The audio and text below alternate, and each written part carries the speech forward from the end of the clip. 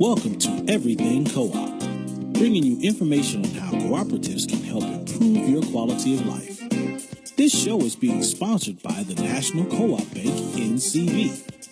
The NCB is dedicated to strengthening communities nationwide for the delivery of banking and financial services for the nation's cooperatives, their members, and other socially responsible organizations. For more information on the power of community ownership, visit ncb.coop. That's ncb.coop. Now stay tuned for your host, Vernon Oakes. Good morning, everybody. This is Vernon Oakes. Welcome to Everything Cooperative. We're going to talk about housing co-ops this morning. 1.2 million housing cooperative units in the U.S., and this morning we have from New York, Mr. Alex Roesch and Mr. Andrew Reicher. Good morning, gentlemen. Good morning. How are you guys doing this morning? Doing well. Good. Both of you work for the Urban Homesteading Assistance Program, known as UHAB, UHAB, and you're doing some research. And I guess this morning we're going to talk about understanding the housing co-ops in the U.S. and what does the future look like for housing co-ops. Andrew, can you tell us a little bit about how you guys started? You've been with UHAB for 34 years. How did you get started with this?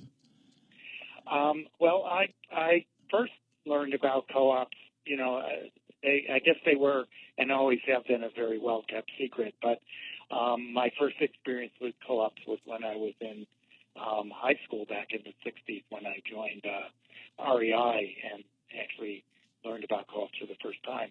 But I actually studied and learned about co-ops in graduate school at University of California at Berkeley, where I was in architecture school.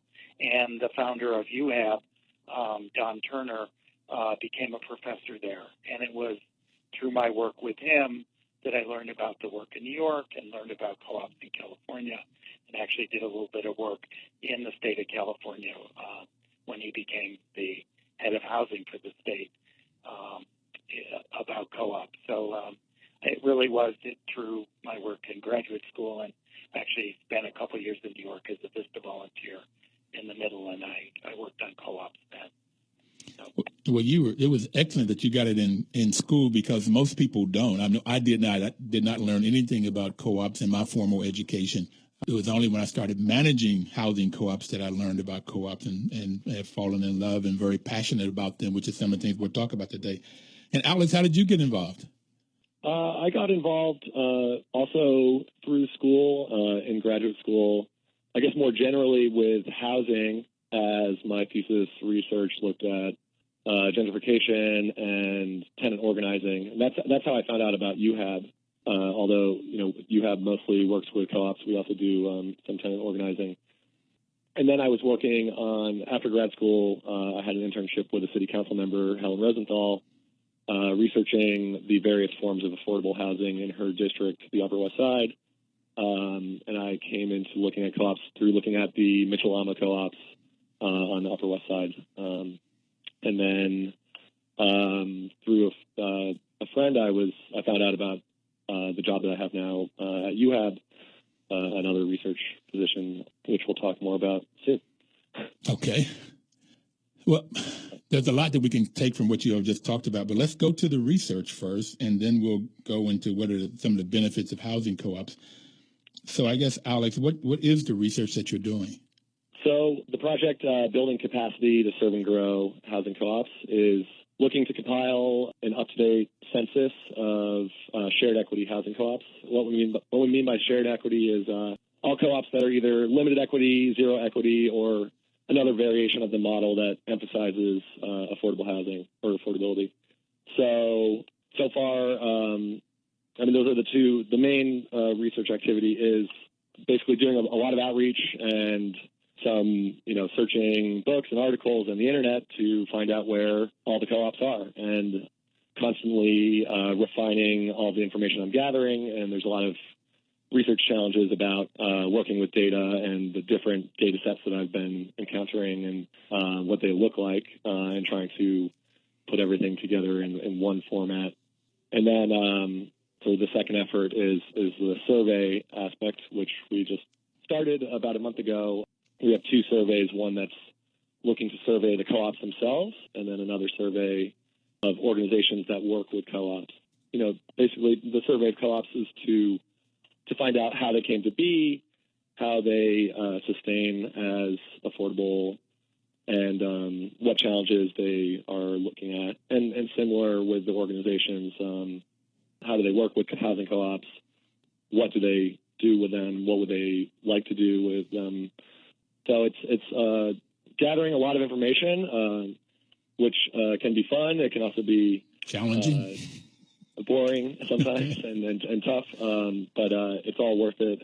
And hopefully, I think what the idea of research and this research is that hopefully it really lays the groundwork for much more work to come and to feed into the decades of work that have already been done around housing co-ops across the country, to add to a general body of knowledge and inform growing and serving co-ops for years to come. Well, the reason that National Co-op Bank is sponsoring this radio program is because, as Andrew started out, this is the best kept secret, this co-op. Just not known about it. And several years ago, when the University of Wisconsin was doing some research to find out the economic impact of all of the different sectors of cooperative businesses, there wasn't a lot of data for housing co-ops. I'm so glad you guys are doing this. I mean, I think the knowledge will be helpful for not only knowing what's going on in the co-op world, but the rest of the world looking and seeing what's the benefits of housing co-ops, which we'll talk a little bit more about. Andrew, why did you guys take this on? Why did UHAB take it on, this research? Well, we provide services. We've worked over the years to both help create 1,300, 1,400, 1,500. Don't even have an accurate count, but about 30,000 units cooperative. We also work with the older wave of limited equity co-ops, the Mitchellamas, and similar buildings in New York. And so there's a lot of co-ops, and one of the things that we do is we know that there's a lot of work to do to just get co-ops created, but then there's a lot of work to do to keep them sustained over the years and help them remain affordable and be able to provide training and education for new leadership and respond to new issues and emergencies. And we had a hurricane, and a lot of our co-ops suffered from flooding and so forth. So there's always things to do. And one of the things that we have been seeing more and more is people calling us from other places around the country interested in the co-op model, or co-ops that exist interested in services or that sort of thing. So we were interested to understand what was going on nationally. We had been lucky to be sustained by essentially government support for the last 40 years, and we have a lot of experience and knowledge and I think there's something to be shared. And we know that we've had colleagues over the years from around the country. And so the Ford Foundation sort of challenged us to figure out what's out there and how can we sort of start a conversation amongst all the players. There's national players, as you know, Vernon, the National Association of Housing Co-ops, Co-op Bank, and various national groups. And then there's a lot of regional groups and local organizations, all who are working to co-ops. But it's not always clear everybody's talking to each other. And then there's a whole new wave of interest in cooperative and cooperative-like housing. And so they wanted us to sort of look at it and see if we could start a conversation about how all these efforts might talk to each other and maybe work together and identify who has resources, who needs resources, who has skills, who needs skills. Are there things that are missing that somebody could, create and take up and so forth? And so that's sort of where we are. We're just sort of in the survey phase, which will give us this information. We've been out and we found the organizations out there. We're finding the co-ops. There was an estimate how many years ago, Alex? 25 years ago. 20, yeah. Yeah, 420,000 units of limited equity co-ops. And we think actually the number will be quite a bit smaller because a lot of those old limited equity co-ops had government programs and restrictions that have now expired. And so while many of them are still affordable, many of them are not limited in their prices and their affordability. So it'll be interesting to find out what's out there and what the needs are, and then to start that conversation of how those needs and can be addressed. The other thing I've seen here in the district, as gentrification comes on and housing prices go up, there's a lot of pressure from developers put on these limited equity co-ops to either sell their properties. And several cases I've known that they'll take the $20,000 or $30,000, $40,000 per household and they'll sell it and leave, particularly when they're 30, 40 years old and those restrictions are gone. So there's a lot of different pressures that happen. But I want to go all the way back, Andrew. You said that you all have created 1,300 to 1,500 cooperative housing units, and that's affordable housing. How do you do that? One of the things I'm hopeful in this conversation is I'll be able to take this conversation. Well, let me see, I had a meeting with the executive director of Prince George's County here in the area about housing cooperatives. I went up to Baltimore and had a meeting with some church folks about housing co-ops. And I've met with several people here in the district about housing cooperatives. So I'm hoping the experience that this conversation I'll be able to give to them to say, here's some of the reasons that I was telling you, and maybe you can say it better than I've been able to tell them on why co-ops make such a big difference. But how you said that you've been basically government funded for 40 years. How have you been able to create these 1,300, 1,500 units? Well, in the beginning, which was actually before I was at UHAB, when our founders were there, as I think people are aware, New York and all the cities were undergoing this crisis where landlords were abandoning their properties, leaving the cities. Whole parts of the cities were being empty. There were fires and so forth. In New York City, the city's reaction, and it's a rare city that does this, they would take the properties away from the landlord when they didn't pay their taxes. Andrew, can we stop there because we're going to have to take a break? We'll come back after we get the weather and the news, traffic, and we'll talk about what happened 40 years ago when people were abandoning property. That seems so far away from now because the prices are going up so high. But we'll come back and start there and see how you were able to create 1,300 to 1,500 units. We'll be right back. Please don't touch that dial.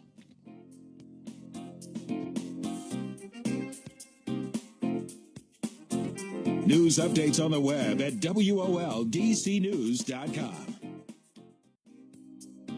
Information is power. That's WOL's motto, and this is why the National Cooperative Bank is sponsoring this program to talk to you about cooperatives, giving you the information that if you take this information and put it to use, you will get the power to control your own destiny, control your community, solve community problems. And we have Alex Roesch and Andrew Reicher on the phone with us out of New York, talking to us as we left for break, talking to us about 40 years ago when people were abandoning their properties in New York and the city taking them over because they didn't pay their taxes, which is so different from today. So, Andrew, can you keep up that conversation and talk about how you guys were able to create in 40 years 1,500 housing units, cooperatives? If I could just interject about the numbers. Okay. It's 1,600 buildings that represent 1,300 co-ops and 32,000 units. Thank you. I ran the numbers the other day, so we do know exactly that. Could you say that one more time for me? So it's actually 1,351 co-ops and 32 representing 32,875 units. So that's it's 1,300, roughly 1,300 co-ops. Got you. Thank you, sir. Over 30,000 units. Yeah. Okay, that's bigger. Okay, Andrew. Yeah. But one of the things, and I think that in your introduction you really hit on it. What happens when landlords walk away from neighborhoods, when cities, withdraw services from neighborhoods, is that folks step up. They, put a new lock on the front door of their building. They go to the utility and make a deal to keep the lights on, and they start running their building. And, they fix them up. They do what they can do. And The founders of UHAB were very involved in the idea of self-help. It was created with the notion that people could be involved and could actually do the work to create their own building. So in the early days, groups of people were assisted to take over their buildings.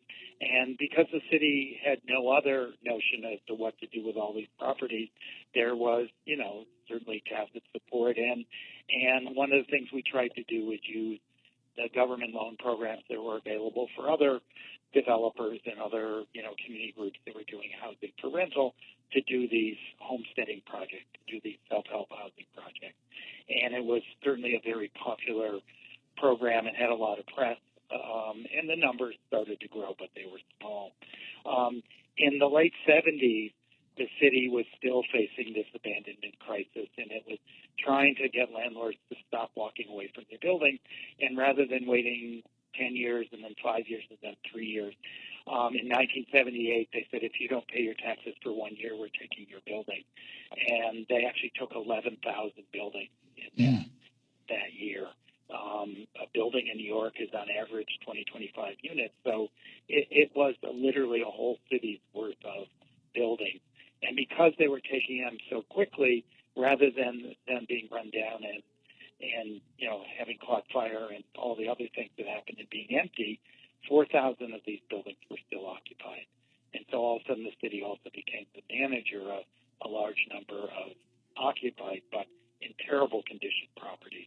And so the elected officials, UHAB, residents in some of these buildings, community groups, everybody got together, created a task force, and proposed to the city the opportunity for community groups to take over the building, fix them up, turn them into co-ops, administrators to do it, and the one that we championed was tenants taking over their building, getting trained, getting assistance, fixing up the building, and becoming a co-op. And the city, with no other option, said yes to all of it and created an entire series of programs that resulted, in addition to sort of those sweat equity homesteading properties, vacant buildings, these taking over occupied buildings, fixing them up, turning them into co-ops was created the bulk of those 1,300 cooperatives that Alex was talking about. And to this day, we continue to provide assistance to all those buildings, to work with the few remaining buildings that the city has that are working their way through these programs while they're waiting for the city's funding to be available to do their rehab, and creating new co-ops this way. And there continue to be buildings in New York that landlords don't pay their taxes on, and the city is taking control of them, and those we also sometimes develop into new co-ops, or other people develop them, and we provide training and assistance those buildings. So, and it's really been, I think, as you said as I said in the intro, it's people saying we can do this. If we take a stand and we sign up for this program, if I organize my neighbors, we do a petition, we can get into this program, we can own this building, we certainly can do better than the landlord who hasn't provided us any heat and hot water, all winter. So that keeps the programs going. Why co-op though? Why not a restricted deed condo or something else? Why a co-op? A couple reasons. One is that New York, despite its the values of its real estate and everything, is a city that is actually has a very low income population, and a co-op it's sort of everybody can work together, and so it's possible to finance a co-op with a joint mortgage, where there's a mortgage on the whole building, rather than and the rehab is done of the building, rather than putting it on the individual, as you would in a condo. But I think even more important in that is that when you live in a city, and I'm sure it's true in the suburbs and elsewhere, but certainly we're aware of it here in the city, the issues that you face are common issues. They're in your building. They're out in the street in front of your building. They're in your neighborhood. And you need to work together to address those problems, to solve those problems, to improve your housing in your neighborhood. You can't go into your apartment and close your door and expect things to change. You've got to work together as a group. And a co-op is really an embodiment of that view, that philosophy. And so it is a way to, it's a model of how we can live in our cities, how we can improve our cities, how we can support each other. And it just works. So that's what we've always done. And we really do like the co-op model. We do training for some condos, and some condos work that way, but it's a little more difficult to get people to recognize what they have in common as opposed to what they have individually. Common community. I want to give a speech in New Jersey, a co-op that was celebrating 50 years, and they had paid off their mortgage about 5-10 years ago. So their motto was, "Our home we own." Our home we own. And I asked them to add something to it, and I said, what I added was, our home we own and control. Because that gets to, they own it, they control it, they make sure there's water and heat and the garbage is picked up, and if there's crime, they address it. And by working together, learning how to work commonly to solve these community problems, they also learn how to work with the police department and not see them as an adversary. And that's what's happening in our news media today right now.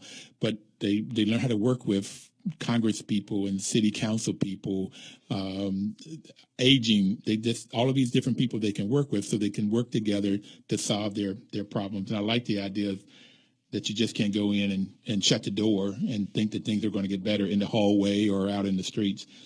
Okay, so that's why co-ops, and so I'm glad to hear that. Now, let's go back to the research a minute.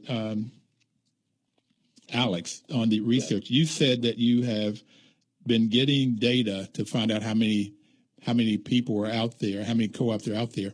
But what are these two? You have 2 surveys going, you said. Where are you with the surveys, and what do you expect to get out of them? So far we have about 24 responses between the 2 different surveys. It would be great to get closer to 100 responses or so, which would be representative of, if there's we're estimating there's about maybe 4,000 co-ops. So whatever percent that is, it's, in terms of statistics and surveying, that's actually 100 responses wouldn't be that bad of a response rate. There are some we could talk about some preliminary results so far. Before you go to the results, is there anything that we can do, or anything to try to get more people to respond? Did you send out 4,000 surveys to co-ops? Well, so not yet. We haven't done a mailing yet. So far, the 2 surveys just exist online, and through I've been doing outreach and sort of getting like the low-lying fruit so far. But yeah, I'm preparing to do a much bigger outreach, and it's going to have to be through the mail. What is the web page that you send it that people can go to get the surveys? The project landing page is uhab.org/Coop research, one word. So that's and it can be found through the main page of UHAB's website as well under the Collaborate with Us. So uhab.org/co-op research, COOPRESEARCH. That's correct. Okay, and so somebody can go online, and so the first one is the cooperators, the co-ops that are out there, the housing co-ops. Right. And the other one is for people that provide services. So when we've got to take another break now, but when we come back, I want you to define those 2 groups. So I want to see if I can sort of help stir the bushes a little bit and shake some trees, so maybe you can get them in too. Right. Okay, but we will be right back in. If anybody want to call in, you can call in at 1-800-450-7876 if you have a question or a comment for me or my guests. We'll be right back.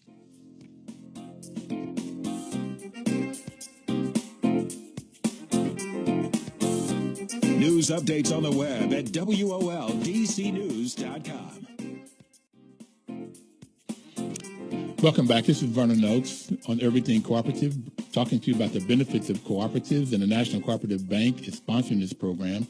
NCB's mission is to help cooperatives grow by supporting and being an advocate for America's cooperatives and their members, placing special emphasis on serving the needs of communities that are economically challenged.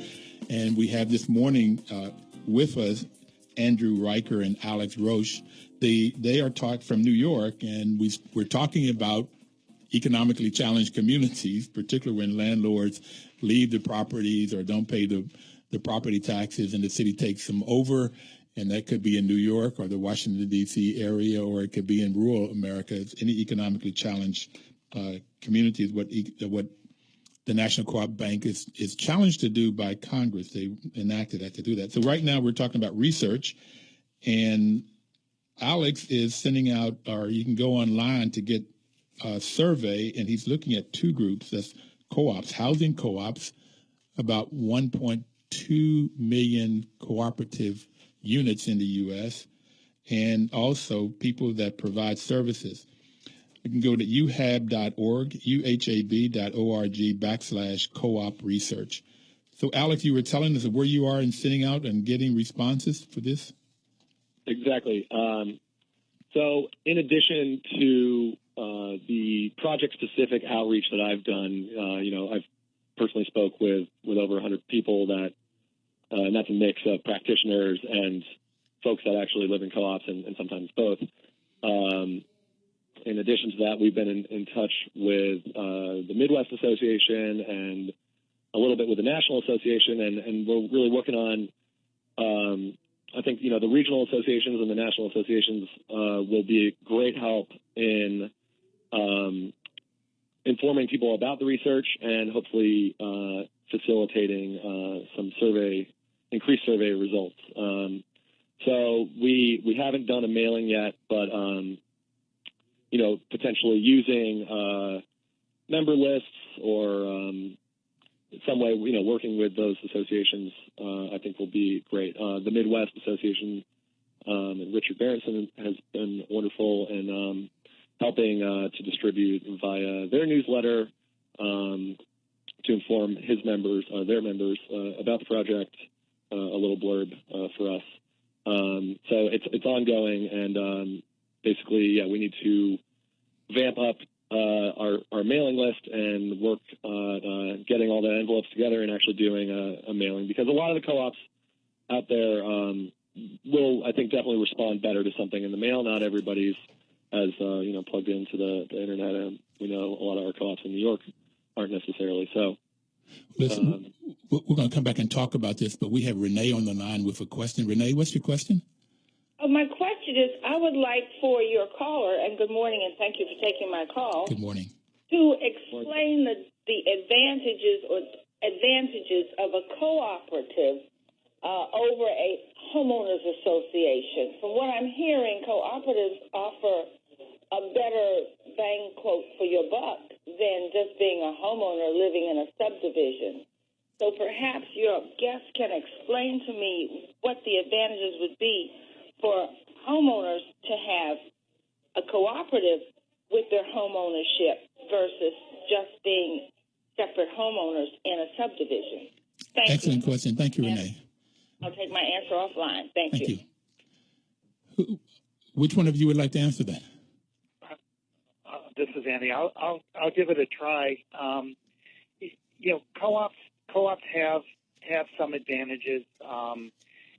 One is that clearly that gets talked about is economies of scale. Aggregating, putting together all those homeowners into one purchase with utilities, with one loan, with insurance and those sorts of things. Those things can be bought a lot better. They're also, in a way, are more robust. They can provide mutual support when a co-op owner gets sick or loses a job. The co-op can work with them to sustain and keep them even if they're unable to meet their payments for a couple months, and then they can catch back up. So they can provide mutual support and things like that. And then I think that a lot of people appreciate co-ops because they can work with each other to make sure that the way people live in their homes don't conflict with each other, and they have rules and can enforce rules about how people live, so that you don't end up with problems between neighbors, or you're able to resolve those problems, I think, more easily. And you know, it varies from place to place whether the financing for co-ops, both for the individual purchases and for the underlying financing for the co-op as a whole, is easier or harder than it might be. Some of it has to do with the laws and rules and the banks and government programs in each state and locality. So that can be different. You know, but co-ops are generally multifamily buildings or sort of townhouse kinds of associations, or or things like that. There aren't a lot of co-ops. There are some, but there aren't a lot that are larger subdivision kinds of activities. Although historically there are a number of co-ops that are like that as well, that have worked well for half a century in some cases. So it's a model, and it's a model that's been around for 150 years or more. So I think it's tried and true. This is Alex. I think that, and that's the advantage of the co-op model, is its flexibility. There's nothing. A co-op could be a scattered site. It could be multi-building scattered site that are multifamily, or it could be scattered site single family homes. And that makes me think of also the way that I've found that the co-op model has been paired in some cases with community land trusts. And there's some really great examples of all of the land on which a co-op sits is held in a trust, and the buildings might not all be in the same, might be scattered around a neighborhood and all part of same co-op and the same land ownership underneath. So I think that's, the flexibility of the co-op model is great. And the other thing I was going to say was that I think a lot of people underestimate the cooperative nature of non-cooperatives. Like living in a condo, you have to deal with all the people anyways. So I think what the co-op model does is it makes more intentional and sort of formalizes the way in which we all have to live together anyways in a city or in the world. So it lays out everything a bit more clearly, so we know what to do when issues arise, and as Andy said, so that there are rules and ways to resolve problems, and hopefully all for the better of all the cooperatives. So. Renee asked an interesting question. I'd like to add a couple of things, and I'll go over this real quickly, but there are 7 principles that are underlining of the modern cooperative: volunteer and open membership, democratic member control, members' economic participation. Both have to put some money in, and if there's money left over in terms of surplus, then they can get money back out in terms of a dividend. Then there's autonomy and independence, education, training, and information, which is my favorite, that training has to happen, and cooperation among cooperatives, and concern for the community. Those are the 7 principles. But then there was a research, Renee, that was done that the National Co-op Bank sponsored, that looked at HUD-sponsored cooperatives and HUD-sponsored apartment buildings. And some of the things that Andrew and Alex just talked about was they found, but there were a couple other things that co-ops, particular affordable housing co-ops, limited equity co-ops, they could still build wealth. And because that they got to write off the taxes and interest, they got write-offs over and above the wealth that they could create.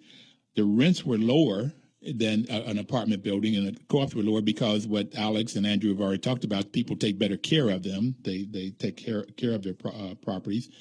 During the downturns, there were lower foreclosures overall in a percentage basis, much lower in co-ops. And I think, Andrew, that's because when people are making decisions together, they make better informed decisions than individual homeowners may make, like saving money for reserves or not going out and getting a huge mortgage that you can't pay back. But there was also social wealth, and that we've already talked about, and which created things like less crime. So there's a whole bunch of benefits, which caused me to ask the question, and I'll ask you, Andrew and Alex, why aren't there more? If all of these benefits are there, why aren't there just more co-ops than what we've seen over the last 150 years? It's a good question. we certainly have tried.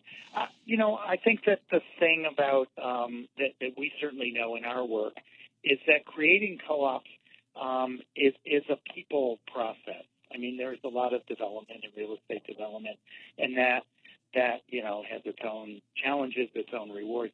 But it's really a people development kind of process. It's building an institution, building a group. It's building a group spirit and culture and so forth, where people can work together and live together and really have this vision together. And that's slow work.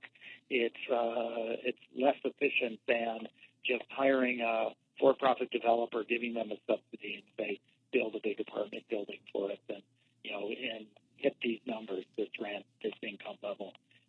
And then you're done, and then you can hold the developer accountable, and it's all on a spreadsheet. When you work with people, it's not on a spreadsheet. But, you talk about the social benefits. Over the years, there's been a fair amount of sort of academic research about the co-ops here in New York. And, in addition to less crime, fewer drugs, there's a much higher resident satisfaction with their housing, even when their housing isn't as in good condition as the nearby rental housing might be. People like to be able to be in control, make decisions about their housing. And then on the outside, there's much more civic participation. You will find that the members of our co-ops are on the local school board, they're on the precinct council, they're on the community boards, they're on the housing committee in their church or synagogue. They get more involved, and it is known in New York, at least, and I'm sure it's true elsewhere. People who live in co-ops vote more than other people tend to do, and certainly the politicians in New York know, because that's the first place when they're having volunteers calling for voters. You get the co-ops and you call the co-ops, because those are the people who vote. And so for all those reasons, you get a lot more for that effort that you have to put in than just, housing that has a certain rent level and has a certain income level. What you get in a co-op is a strong community and allowing people to emerge as important parts of their neighborhood and active citizens.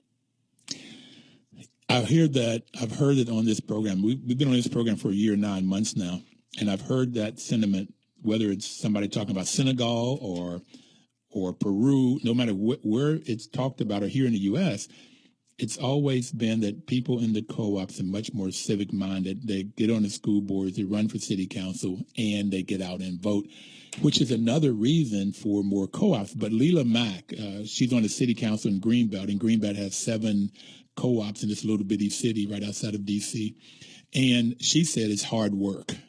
And I didn't believe, I had some much more different reasons. I thought it was the answer. But hard work was what she said, and that's what you're saying, too. And the hard work is on the people's side, getting people to change their attitude. And I have found that, Andy, when property management, once you get a person to change their attitude from a tenant mentality to an owner, you get a much better person in that co-op and much more active. Have to take our last break. We only have one more segment left, and we'll be right back. We'll just take a break and come back with more about what's going on in New York and research about housing co-ops around the U.S.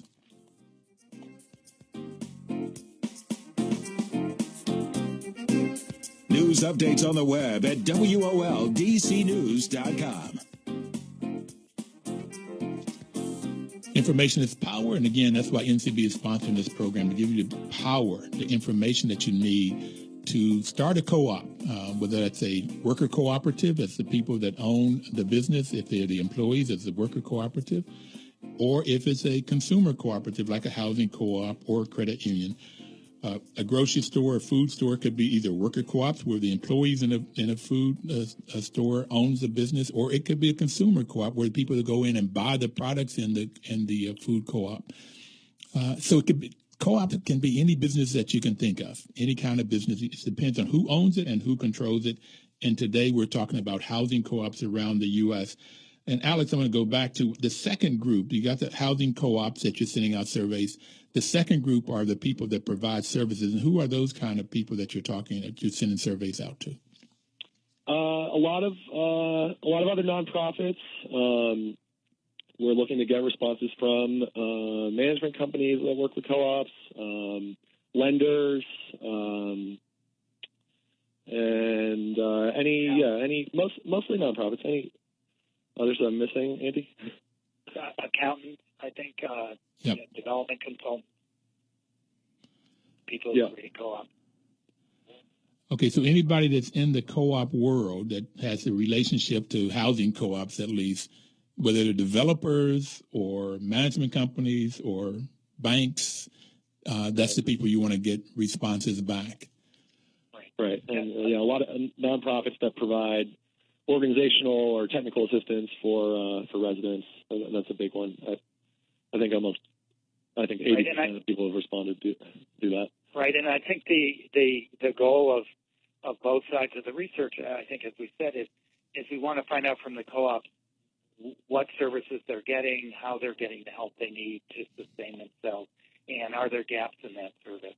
And so from that we can learn who's doing what, but also what are the other needs. And from the provider side, we can find out what they're able to provide, and we can also maybe identify some co-ops that we don't currently have in our inventory, and they can help us do that.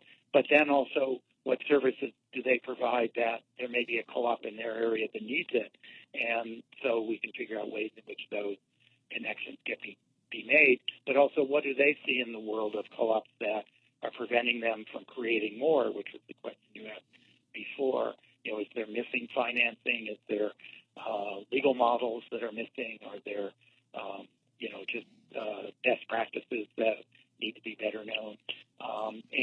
Or are there other kinds of things that might need to be developed to be able to support them in creating more co-ops or supporting co-ops better?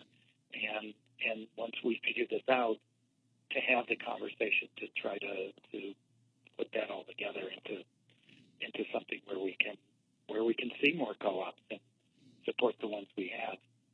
Well, that's why I'm so excited about what you're doing, because when I go talk to the Baltimore's council people or churches, or I talk to the I talked to the executive director of Prince George, it's like you talked about a series of programs that New York City had that would help create these co-ops.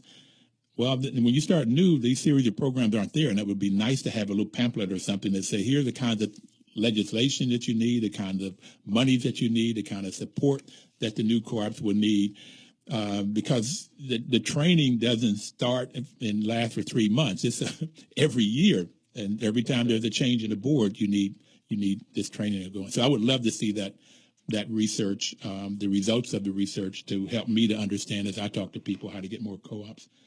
Yeah, I think the government is very key there. To have that would be a great thing to come out of the research as sort of a guide of, if you're approaching a local municipality and trying to explain this foreign concept to them, the best way to do that, and what could the first steps be to start a co-op conversion program or development program in your local town or city.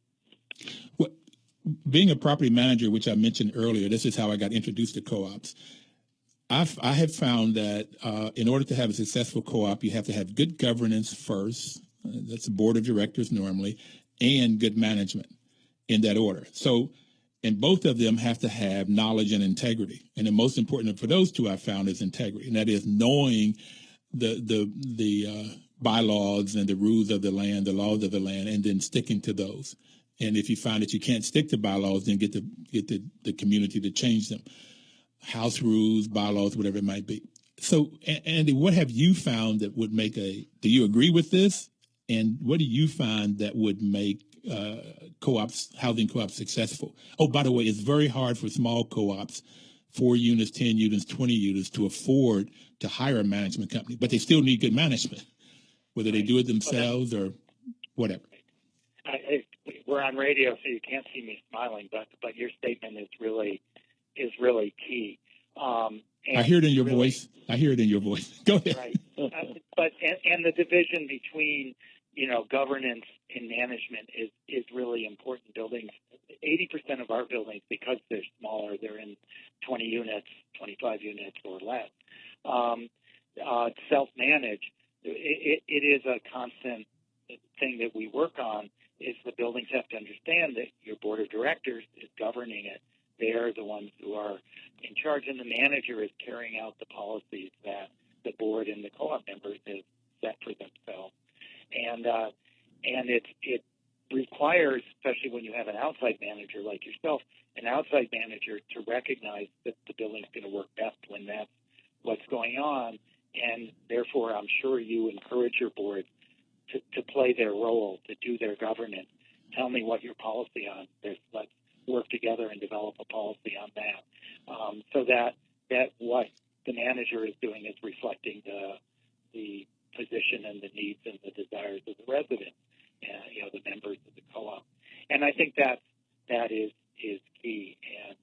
And getting managers, whether they're the folks in the building who are self-managing or the outside managers, to recognize that the co-op sets the policies and the manager sort of carries them out, is always a difficult one.